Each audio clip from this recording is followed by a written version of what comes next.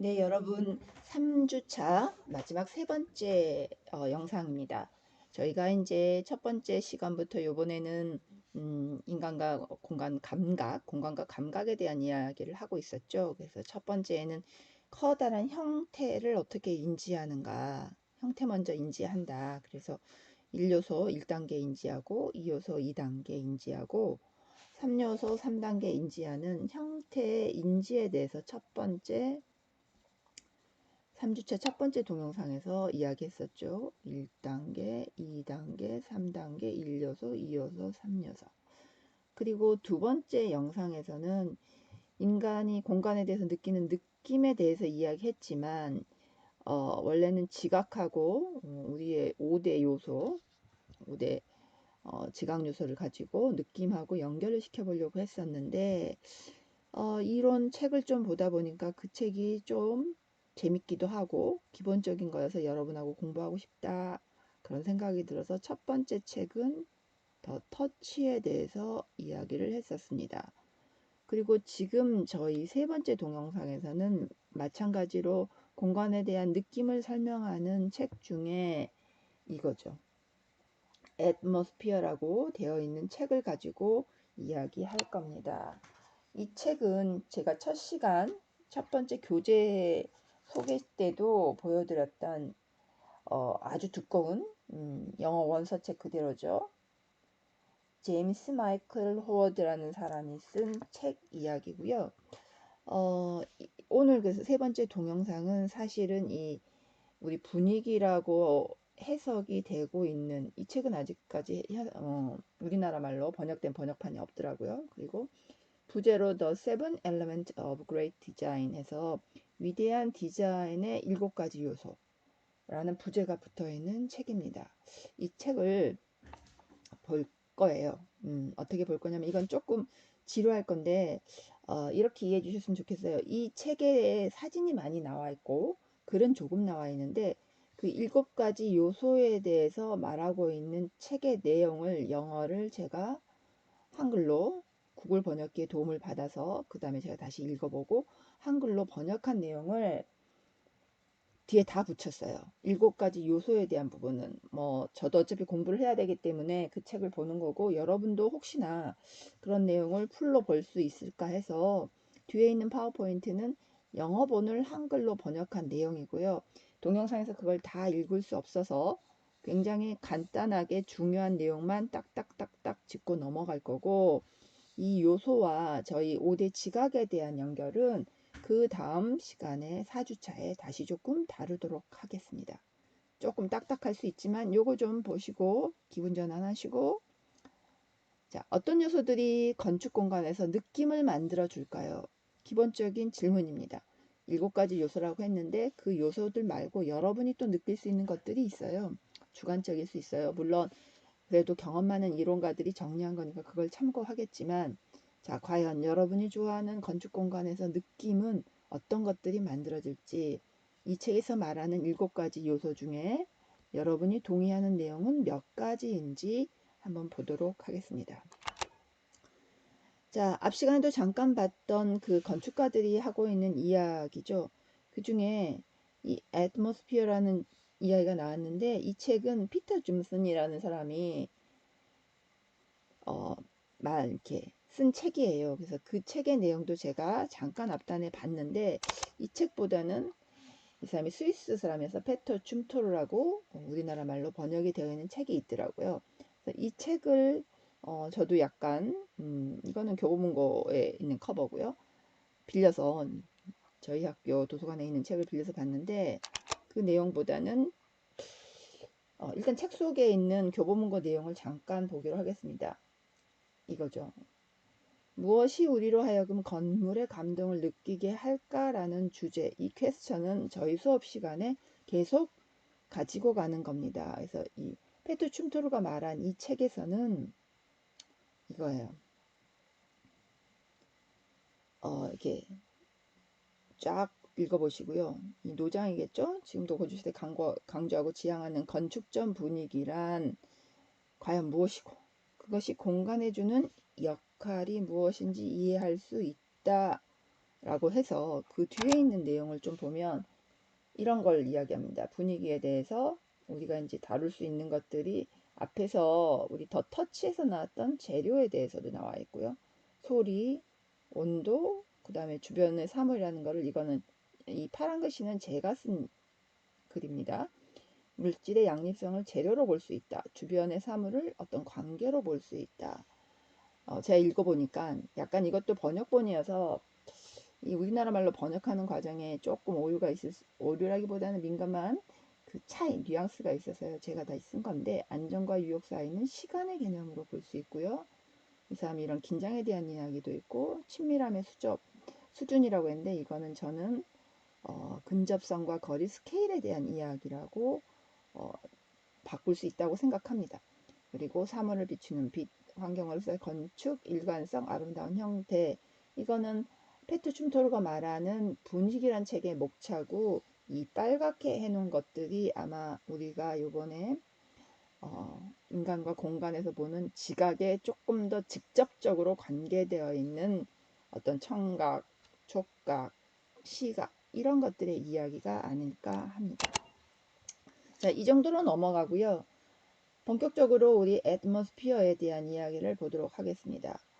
훌륭한 디자인을 위한 7가지 요소라고 번역이 되어 있고, 여기에는 이 7가지 요소를 이야기하고 있습니다. 이 책은 이거 외에도 다른 이야기를 하고 있고요. 파트 1에서 이 7가지 요소에 대해서 이야기하고 있습니다. 첫 번째가 스타일, 두 번째가 스케일과 프로포션, 비율이고요. 세 번째가 리듬, 빛, 색채, 질감, 소리. 이 중에 이 정도가 빛이나 색채, 시각에 영향을 줄 수 있을 것 같고요.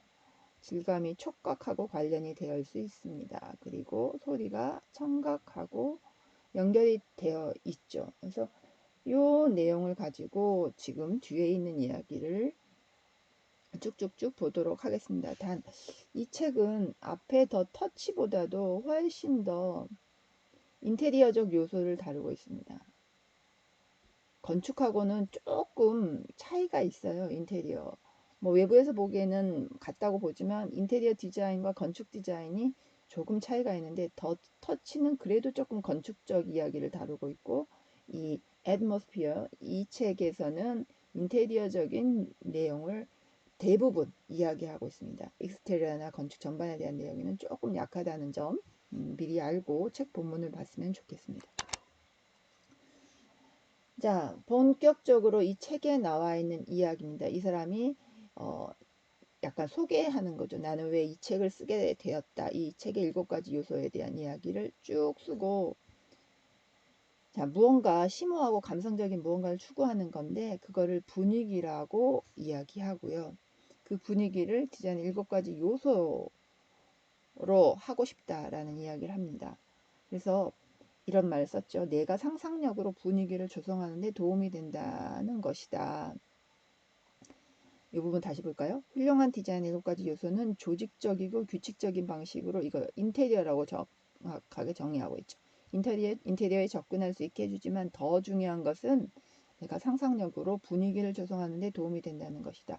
거꾸로 말하면 우리가 요리에 비교한 공간을 만드는 레시피를 짜는데, 상상으로 내가 어떤 요리를 할 건지, 내가 어떤 공간을 만들어서 어떤 분위기를 줄 건지를 이 7가지 짠맛, 뭐 단맛 이런 거를 가지고 조직화 해보면, 어떤 레시피를 만들어 보면 도움이 된다는 이야기입니다. 내용이 좀 많아요. 그래서 이 번역본을 좀 참고를 하시고요. 분위기가 중요하다라는 이야기를 하고 있습니다. 이러면서 디자이너는 삶이 가장 아름다우고 가장 놀라운 방식으로 펼쳐질 수 있는, 여기서는 아름다운 인테리어를 만드는 것에 집중하고 예리하게 인식할 수 있습니다. 이렇게 이야기했고요. 저는 이거를 좀 더 아름답다는 거는 좀 너무 뭐라 그럴까, 단순한 이야기인 것 같아요. 아름다운 미는 주관적일 수도 있고, 물론 행복하다는 것도 주관적이지만, 그래서 이런 7가지 요소를 가지고 그거를 어떻게 이렇게 우리가 공간을 만들 때 활용하게 되는지, 그게 결국은 삶을 아주 행복한 공간으로 만드는데 집중하고 예리하게 인식할 수 있다. 대체 시간에도 우리 감각을 좀 뾰족하게 예리하게 하자라고 했잖아요. 그래서 어떤 요소들을 어떤 느낌을 주는지를 보고 그걸 가지고 단순히 아름답다기보다는 사람들이 공간을 통해서 힐링, 치유되고 행복감을 느끼는, 그리고 자기 자신의 감성을 극대화할 수 있는 스스로 그런 공간으로 만들었으면 하는 바람이 있습니다. 자, 그러면서 이거는 7개의 요소를 소개하는 글이었어요. 그래서 본인이 인테리어를 할 때 사용한 순서를 그대로 1, 2, 3, 4, 5, 7가지로 썼다라는 이야기를 합니다. 이거는 뭐 이 책을 그런 식으로 이 인테리어 디자이너 저자가 말하는 방식이고요. 그걸 참고하고 저희는 순서를 보도록 하겠습니다. 자, 첫 번째가 나오는 스타일입니다. 이 스타일에 대해서 이게 무슨 스타일이지? 뭐 앤틱 고전인가? 뭐 아니면 무슨 모던한 계열 스타일인가? 라는 거에 대해서 저도 그런 스타일을 말하나 보다 라고 출발을 했었는데요. 뒤쪽에 보면은 저자가 그건 아니라고 이야기하고 있습니다. 첫 번째 스타일을 먼저 찾아보자라고 했는데 이거는 전체 계획과 방향의 성격을 결정하는 거라고 합니다. 그래서 이 경우 스타일이 저도 그런 고민을 했다 그랬죠. 이 사람은 처음 이걸 그러니까 현대적인 모던한 계열로 갈 건지 뭐 아르데코 약간 앤틱한 분위기로 갈 건지 더 화려한 바로코나 로코코 분위기로 갈 건지 뭐 이런 생각을 했었는데 저자는 이게 그런 애매한 아이디어를 의미하는 게 아니고 주택 거주자, 살고자 하는 사람의 개인 스타일을 전반적으로 이해하는 거라고 이야기합니다. 그 주택을 소유하는 사람 또는 거주하는 사람이 무엇을 좋아하는지 선호도에 따라서 건물 외관하고 주변 환경에 이르는 전반적인 일반적인 거를 한번 쭉 하나의 통일된 느낌으로 가져가는 거를 스타일이라고 합니다. 이 부분은 조금 저희가 지금 다루고자 하는 범위와 거리감이 있기 때문에 이 자료를 여러분이 읽어보는 것으로 넘어가도록 하겠습니다. 장수가 좀 많아서 제가 별도의 색을 처리한 것만 보고 넘어갈 거예요. 자, 번역이기 때문에 스타일의 가이드라인이 무엇인지 정확히 알고 그와 밀접하게 관련하여 작업하는 것이 항상 저에게 도움이 되었습니다. 이 앞에 이런 설명을 쭉 보면 거실을 하건 주방을 하건 또는 전체 마을에서의 건물 외관으로 하건 건축주와 어떤 이런 방향으로 가겠습니다라는 가이드라인을 조금 잡고 가는 게 그게 건축주하고 사전에 교류하는 것들이 작업에 굉장히 도움이 됐다라는 이야기로 이해하시면 될 것 같습니다. 자, 이런 내부적인 거는 조금 읽어보는 걸로 넘어갈게요. 두 번째 나오는 스케일과 프로포션. 아마 강의 계획서를 보시면 스케일에 대한 부분이 나왔을 겁니다. 이 스케일은 건축 공간을 다루는 데서 굉장히 중요한 요소이기 때문에 저희가 다음 주 정도에 다시 한번 보겠습니다. 근데 여기서 나왔기 때문에 그 이야기를 잠깐 보도록 하죠. 자, 디자인과 건축에서 스케일은 여기 번역을 그냥 스케일로 했습니다. 스케일은 일반적인 사람과 관련된 객체의 크기를 의미하며 이게 무슨 말이냐면은 나중에 수업 시간에 저희가 휴먼 스케일이라는 이야기를 할 건데 스케일은 기본적으로 사람의 크기에 대해서 공간이 어느 정도인지 사람에 대해서 공간이 작은지 사람에 대해서 엄청나게 큰지 기본 척도가 되는 비교 대상이 되는 게 사람의 스케일입니다. 이걸 휴먼 스케일이라고 전문화된 용어로 쓰기도 하죠. 사람과 관련된 객체의 크기를 의미하고 또 여기서는 프로포션에 대해서 이야기하죠. 비율, 프로포션은 객체 전체에 대한 객체 부분의 상대적 크기입니다. 이거는 사람이 빠져 있고 큰 건물 옆에 작은 건물 또는 큰 테이블 옆에 의자 이런 것들 각각의 물성에 대한 것들의 상대적 크기의 프로포션입니다. 이 내용이 그나마 여기서 가장 중요한 내용입니다. 뒤에 내용 그냥 쫙쫙 보죠. 스케일은 방의 크기 이런 것들이 사람에 비해 얼마나 크거나 작은지 이거에 대한 거고 비율은 공간 장식의 대담함, 무게, 크기, 공간에 대한 자체, 물성과 물성에 대한 비교라는 이야기입니다. 그래서 요것도 나중에 스케일 다룰 때 하도록 하고요. 이 내용도 중요한 내용이긴 한데 우리의 범위를 넘어가니까 여러분이 시간을 가지고 읽어보도록 하겠습니다. 구체적인 사례에 대해서도 설명하고 있고요. 그 다음에 그 스케일과 비율이 어떻게 각각 방에서 이야기되고 있는지도 나와 있습니다. 자, 그 다음에 리듬에 대한 거는 이게 저희 수업이 건축 개론 수업에서 다뤄지는 내용이 조금 겹칠 수가 있고요. 다른 학교의 건축 조형 이론을 다루는 아마 대학이 있다면 건축 조형 이론에 나오는 요소 중에 중요한 게 리듬입니다. 건축 개요보다는 건축 조형 이론의 리듬은 굉장히 중요하게 나와 있죠. 우리 음악을 가지고 리듬을 만든다. 음악에서 리듬이 엄청 중요한 것처럼 저희는 어떤 건물의 외피나 내부의 장식들이 지루하지 않고 리드미컬하게 질서를 주는 것을 굉장히 디자인할 때 강조합니다. 물론 제가 지금 다루고 있는 인간과 공간에서 이런 조형적인 요소에 대해서는 다루지 않아요.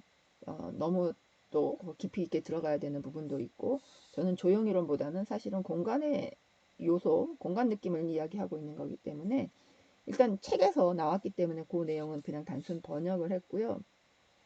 질서를 주거나 어떤 차례를 만드는 것들을 리듬이라고 이해하시면 됩니다. 음악에서도 음악의 박자, 음표의 길이를 가지고 리듬을 타는 것처럼 건물의 공간에서도 가구나 어떤 세부사항의 배치를 어떻게 질서를 주고 어떻게 순서를 정하느냐가 리듬이 됩니다.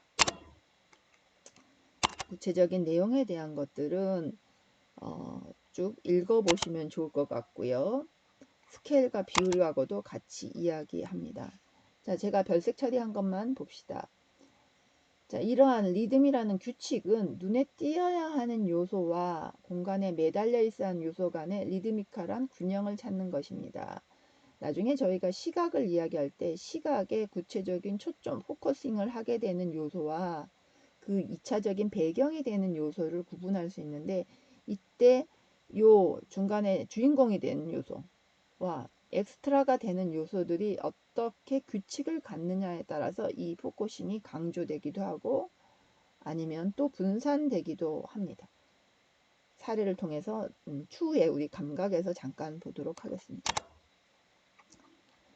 자, 리듬을 통해서 쭉 나온 이야기를 정리해보면 어떤 공간은 긴장되거나 또는 이완되거나 다시 느낌이 아주 뭔가 사람의 심리를 아니 사람의 느낌을 쫙 긴장감 있게 하기도 하고 어떨 때는 편안하게 릴렉스하게 하기도 합니다. 이 긴장과 이완이 반복되면서 반복되는 어떤 규칙성이 리듬을 이야기하기도 합니다. 여러분 지금 제가 하는 이야기들이 추상적이고 잘 모르겠다. 아 이게 뭐지? 라는 느낌 대부분 드실 거예요. 이거 정상입니다. 이론이기 때문에 글자기 때문에 저희가 느끼기가 조금 어려워요. 음악을 글로 설명하고 말로 설명하는 것보다 음악을 들으면 더 와닿는 게 있죠. 그 들은 음악을 가지고 내가 어떤 감정이지 이걸 개인들이 다시 정리하는 거. 음식을 먹을 때 이 음식을 안 먹고 음식을 말로 표현하는 거. 물론 맛 표현을 잘하는 사람이 있겠지만 그래도 그 음식을 말로 표현하는 것보다는 직접 먹고 내 입맛에 뭐가 맞는지를 하나하나 본인이 생각하고 정리하는 거. 그게 편해요. 단 요번에는 책에 대한 이론을 보고 있기 때문에 제가 읽고 있는 거고 그 글자를 보는 여러분은 약간 어색하고 이해가 되지 않아요. 포기하지 말고 그렇다는 거 다 알고 있어요. 그래도 한번 쭉 읽어봅시다. 계속 갑니다. 4번의 빛. 공간을 구성하는 여러 요소 중에 저희 수업 시간에는 굉장히 기본적인 것만 다룰 거예요. 그래서 다음 시간에 이제 빛에 대해서 사례를 가지고 더 정리를 하겠지만 분위기의 메인입니다. 주 성분, 가장 강력한 거죠. 조명이나 밝기, 뭐 천연이고 인공 조명이고 다 밝기를 제공하는 게 기본이고요. 단 그 이상을 제공한다고 앞에도 터치에서도 이야기했습니다. 온기, 따뜻하고 상냥하고 이런 것들이 단순히 형광등을 켜요 이게 아니라 간접광을 넣거나 아니면 자연의 태양의 빛을 어떻게 들어오게 하거나에 따라서 굉장히 바뀝니다. 쭉 읽어보면 시적이라고 말하죠. 시의 느낌을 주는 방을 제공할 수 있다. 빛을 가지고 공간을 연출하는 거 굉장히 기본이지만 강력한 방법입니다. 그래서 밝기만 생각하지 말고 부드럽다 이런 느낌적 느낌을 보라는 의미에서 제가 이거 색깔을 좀 칠해 봤고요. 또 하나는 이 빛이 긍정적인 거 말고 눈부심이라고 해요. 현이라고도 하고 눈부심이라고 하고 이거를 좀 컨트롤해야 되는, 조절을 해야 되는 게 있습니다. 빛이 부정적이라는 거 이것도 알고 있어야 됩니다. 자, 앞에 더 터치에서도 이야기했지만 빛은 시간에 따라 바뀌는 게 있습니다. 그래서 시간에 따라 태양이 바뀌는 따라서 적합한 조명을 제공해야 하죠. 정리해서 태양이 다양한 지점에서 나오는 방향에 대해서도 빛을 고려해야 합니다. 지구, 태양의 행성이죠. 태양의 영향을 받습니다. 그런 다음에 기타의 처리, 항상 자연의 환경, 자연 환경이 주는 메인에 따라서 뭔가 배치를 해보고 세세한 것들은 기계적 처리를 한다거나 물리적 장치를 쓰기도 합니다. 다섯 번째는 컬러입니다. 이것도 시각하고 관계되는데 건축물의 컬러, 앞에 더 터치에서도 이야기했죠. 우리 건축물에서는 어떤 색깔이라는 거는 재료의 질감이다 이렇게 이야기했죠. 여기서도 이야기하는데 단 이 책은 조금 더 인테리어적 관점에서 보기 때문에 컬러에 대해서 조금 더 색깔론이라 그래야 되나? 컬러에 대한 이론을 다양하게 이야기하고 있습니다. 조금 더 깊이. 자, 색상은 에너제틱하게 활력을 주기도 하고 차분하거나 편안하게도 합니다. 그리고 굉장히 강력한 힘을 가지고 있죠. 인테리어에서 컬러는 더 적극적으로 쓰고 있고 우리가 건축에서 보는 익스테리어에서는 그렇게 강렬한 컬러를 쓰지 않습니다. 자연에 준하는 거 그리고 재료를 가지고 쓰기 때문에 내부와 외부의 컬러를 한번 보십시오. 건물의 내부에서 쓰는 컬러가 얼마나 다양한지 외부에서 쓸 수 있는 컬러가 다양한지 내부가 훨씬 다양할 수 있습니다. 그건 순수 예술로 갈수록 더 다양할 수 있고 저희 공간 쪽에서는 상대적으로 조금 차분한 톤 정도로 보고 있습니다. 중요한 분위기에 영향을 주는 거는 맞지요. 자, 색상에 대해서 페인트색이 기본적인 컬러라고 물감의 그 색을 이야기하지만 인테리어에서도 직물이나 카펫, 금속 재료, 나무 재료, 돌 재료, 유리 이런 것들이 보여지는 컬러 그런 색상을 가지고 디자인을 합니다. 단순히 페인트 칠한다, 물감 칠하는 그 색이 아니고 이것도 재료에 대한 재료의 물성에 대해서 고려해야 된다는 겁니다. 이게 훨씬 더 세련된 색감이죠. 자, 이게 이제 색상에 대한 이야기를 하면서 색의 종류는 차갑거나 따뜻하거나 어떤 중성적인 이야기가 있습니다. 넘어갈게요. 그 다음에 색이 가지고 있는 명료에 대해서 이야기를 합니다. 이게 이론이 또 색깔에 대해서 이야기하게 되면 또 아마 인테리어 쪽에서는 이런 과목조차도 있을 수 있습니다. 있었던 학교가 있어요. 인테리어 쪽에서는 이 색상에 대해서 다루기도 하지만 우리는 간단하게 넘어가기 때문에 앞에 차가운 색, 차갑거나 따뜻한 느낌을 주는 색이 있고 그 중간 성격을 주는 색도 있다. 그리고 색에는 명도, 밝기를 나타내는 명도라는 것도 있고 또 다른 채도라는 것도 있다. 라는 정도로 이야기하겠습니다. 요 이론적인 거 조금 더 디테일한 부분은 저희 범위는 좀 넘어가네요. 그래서 계속 시원한 분위기, 따뜻한 분위기 이런 것들이 색상이 조화로워야 된다는 이야기를 하고 있습니다. 사실 건축하는 친구들은 미대 준비하는 친구들에 비해서 색에 대해서 준비를 훨씬 안 하고 있다가 건축과에 들어오게 되죠. 그래서 색 부분이 나오면 되게 당황하게 되는데 당황할 필요 없고요. 저희는 색깔을 직접적으로 다루는 게 아니기 때문에 지금부터 여러분의 그 감성을 깨우면서 색에 대한 이해, 재료에 대한 이해, 물성에 대한 이해 그러면서 저희는 또 내구성도 같이 봐야 돼요. 내구성, 재료의 물성에 이런 것도 들어가죠. 얼마나 튼튼할 건지 이런 것까지 가성비도 따져야 되기 때문에 우리는 좀 엔지니어링에 대한 생각을 꼭 해야 되죠, 건축가들은. 그래서 부담감 갖지 말고 가볍게 네, 이 정도 있다 보시면 됩니다. 자, 이런 구성표에 대해서 나중에 저희 수업 시간에 또 한번 볼 겁니다. 이거는 이 책에 나와 있는 거를 가지고 이야기하는 거고, 항상 이제 나중에 색상 대비에 대해서 볼 건데, 동일 계열의 유사색을 섞는 것과 색상표의 이 보색을 보여주는 것들이 굉장히 강력한 뭔가 끄는 매력이 있는 경우가 있습니다. 이런 것들을 이전에 뭐 저희 터치에서도 마지막에 펜틱 디자인 이야기하면서 조금 나왔던 칸디스키의 강렬한 색깔 뭐 이런 것들 본 적이 있어요. 그래서 그런 색의 조합도 가능하다라는 이야기로 이해해 주시면 좋을 것 같습니다. 자, 텍스처 나중에 저희가 이제 촉각하고 관련돼서 다시 종합해 볼 건데, 이 질감은 계속 말하는 우리 재료의 물성의 하나입니다. 재료의 물성으로 봐줘야 되시고, 건축 쪽에서는 가공법에 대해서 또 볼 겁니다.